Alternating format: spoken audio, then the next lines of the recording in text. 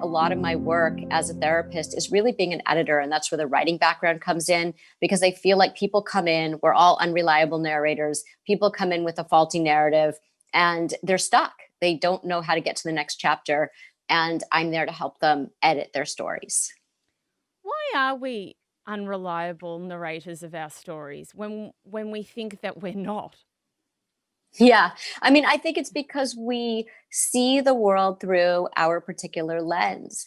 Mm, And sometimes it's hard to imagine that there are many versions of the very same story that are all equally true.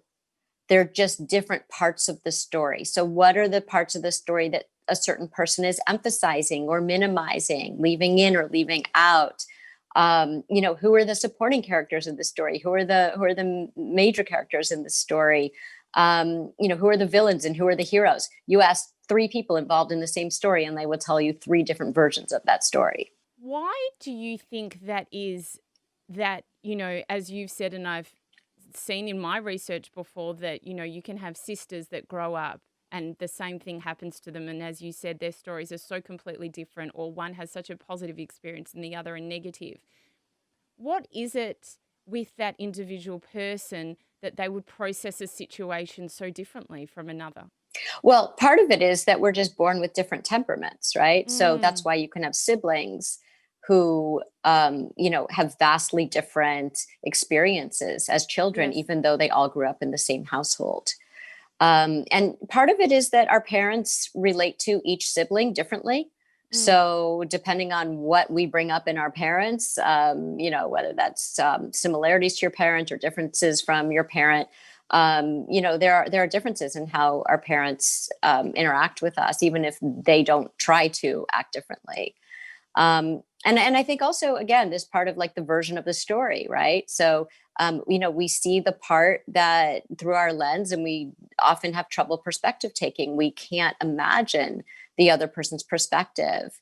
And then when we hear the other person's perspective, sometimes we try to argue with it, like, well, that's not true, or you don't really feel that way. People will say, it's like, no, the person does feel that way. You can't really talk someone out of their feelings. You might not agree with their account of what happened. You may have seen it differently, but feelings are feelings. And I see so often when people have different perspectives, they try to talk somebody out of their feelings. We do mm, this as parents a lot with our kids. So yes. our kids, a feeling makes us uncomfortable in somebody else, and we don't like that. So our kids might say, I'm really sad about this, or I'm really anxious about this. And we'll say, oh, don't be sad. Let's go have some ice cream. There's nothing to worry about. And so what the child learns is that it's not okay to feel whatever you're feeling. And really the reason that the parent is talking the kid out of them is because those feelings are making the parent uncomfortable. The Yes. parent Laurie, is I think I uncomfortable with say it. that. What should we, because I think, you saying that now, when your child tells you they're sad, you start feeling sad because you don't want your child to feel sad. What should we be saying instead? Well, first of all, it's good that your child notices that they're feeling sad, Mm, because they need to be able to sit with their feelings. And I think that we ascribe negativity to certain feelings. We say it's bad to feel sad or it's bad to feel anxious. Our feelings are really useful to us. So our feelings are like a compass. They tell us what we want. So if you don't know that you're sad, if you just push it away, you can't do anything to make the situation better. If you don't know why you're anxious, you can't do anything to improve the situation. They're pointing us in a direction. Even envy, people don't want to feel. And I always say, follow your envy. It tells you what you want. And so what do mm, people do when they're not feeling their feelings? They try to push them down, but they'll come out. They don't go away. They'll come out in too much food or too much alcohol or insomnia or a short-temperedness or relational difficulties, or that mindless scrolling that we all do through the internet, right? A colleague of mine says that the internet is the most effective short-term non-prescription painkiller out there. yes. So that's what happens. So if we teach our kids don't feel, then they will start to push away their feelings, and they won't be able to use their feelings to help them see what needs to change. So what can we do instead? We can use three simple words. Tell me more.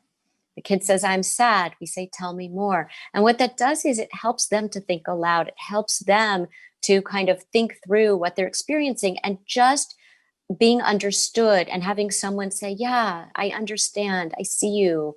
I hear you. I understand you. That alone brings some relief.